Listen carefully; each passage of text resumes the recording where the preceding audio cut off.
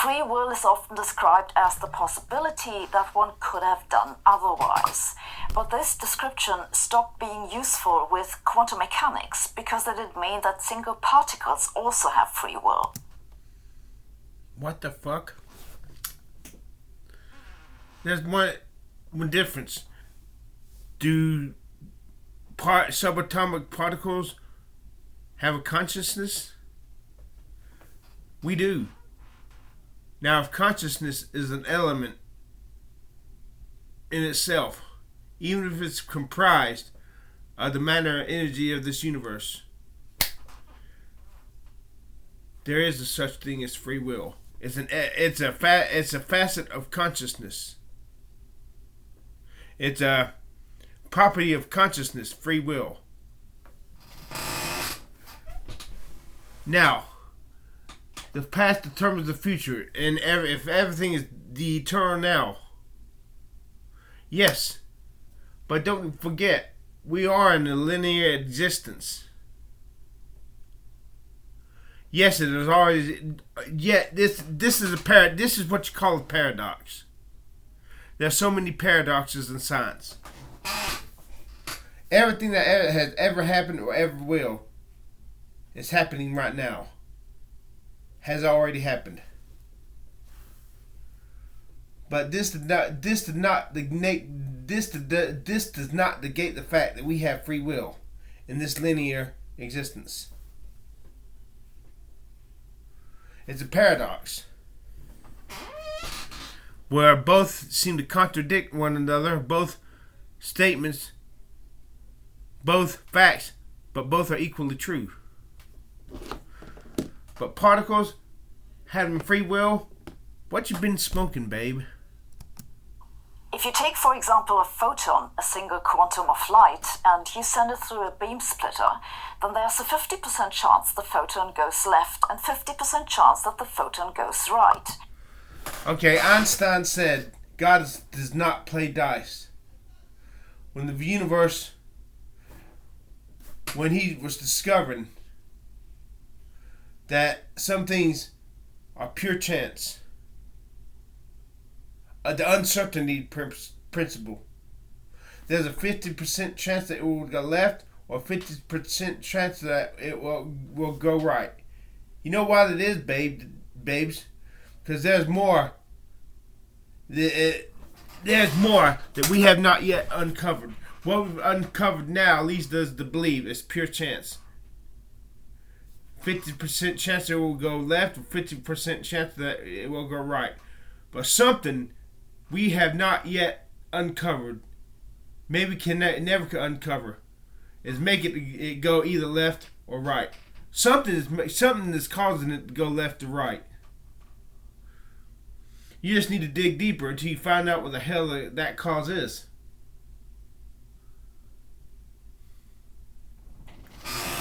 Let me tell you something. When they were making research into the atomic bomb, scientists came across something really that perplexed and puzzled them. They had, I don't know whether it's plutonium or uranium, what the element was, but they were splitting, splitting. They were doing something, and it seemed like they were creating uranium or plutonium. I don't know which one it was. They were causing it to create more plutonium right before their eyes. They had this much plutonium, but they were doing something, and it was causing the plutonium or uranium to multiply, spontaneously multiply. So you were getting more and more of it. And this violated the law. Matter and energy can neither be created nor destroyed. What the fuck is going on? But then they found out what was going on. They dug deeper. I think it was uranium. It has so many electrons. The proton part has so many pieces to it. So many subatomic particles. But when they were splitting it, they were just turning uranium with this many subatomic particles in the protons, the lesser form of uranium that has this amount of subatomic particles in it. But both the uranium with more subatomic particles to the proton, and the uranium with a lesser number of subatomic particles that made up the proton, took up the same space. So it appeared to be you were creating more. Uranium was self-creating out of nothing. That's not what was happening. Instead of having this much uranium, let's say it had 500 subatomic particles to compose the mutant. I curse God if I can't speak without clearly. To make up the proton. Yeah, and you were splitting splitting the protons, and it created more molecules. You were creating more molecules because you were turning. You get what I'm trying to say? Okay. Let's say if you had 500,000. No, let's say you had 500 million molecules. No, 500 billion molecules of uranium, and each proton had 500,000 subatomic particles to make up the proton. You were splitting the protons, splitting the molecule atom. Yeah, let's say you said let's say you had 500 billion atoms of uranium, not molecules. God damn, I'm so fucking stupid.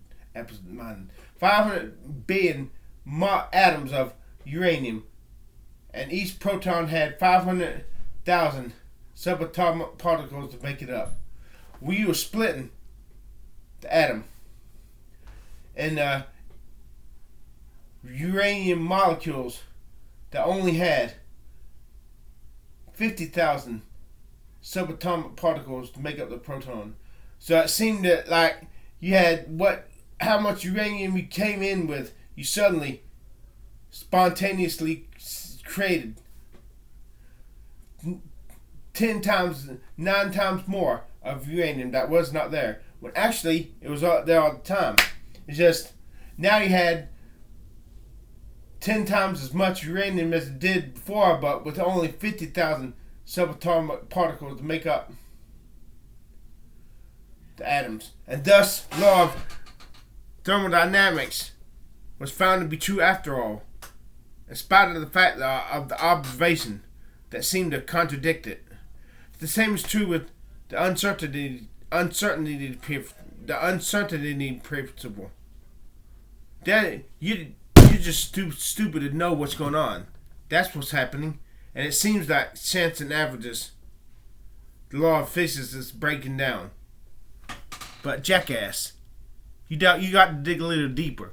Einstein, you got to dig a little bit deeper.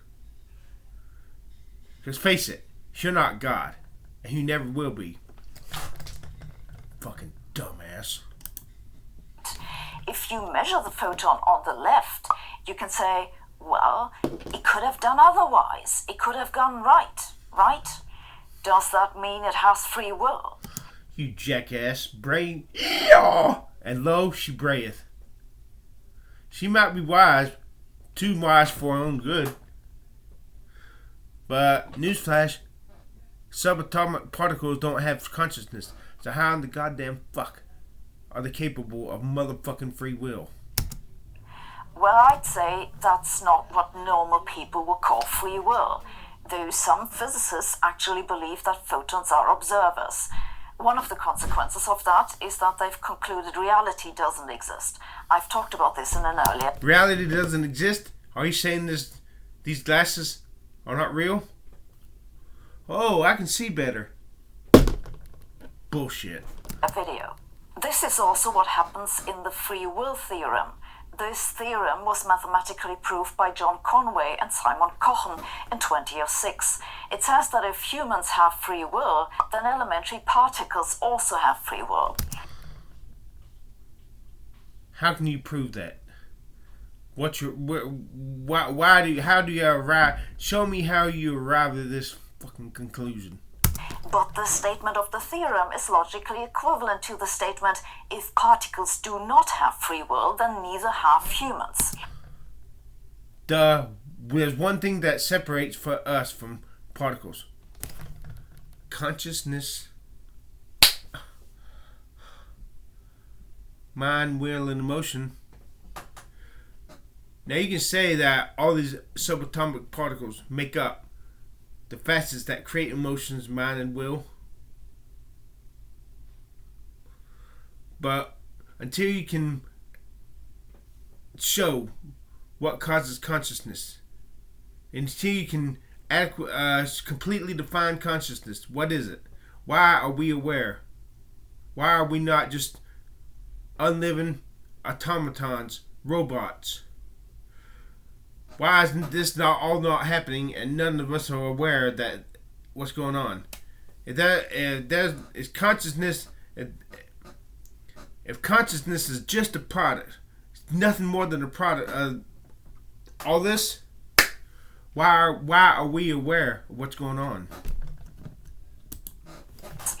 I don't know about you, but to me it seems reasonable to assume that particles do not have free will. And either way you put it, the free will theorem says nothing about the existence of free will in the first place. So let's return to the question of what we mean by free will. We've seen that the idea that you could have done otherwise or that your actions were not determined is not descriptive because of this random element from quantum mechanics. Contemporary philosophers have therefore tried to capture the essence of free will in the idea that human decisions are to a large extent independent from external factors and instead dominantly driven by internal deliberation. Maybe consciousness is a fucking paradox.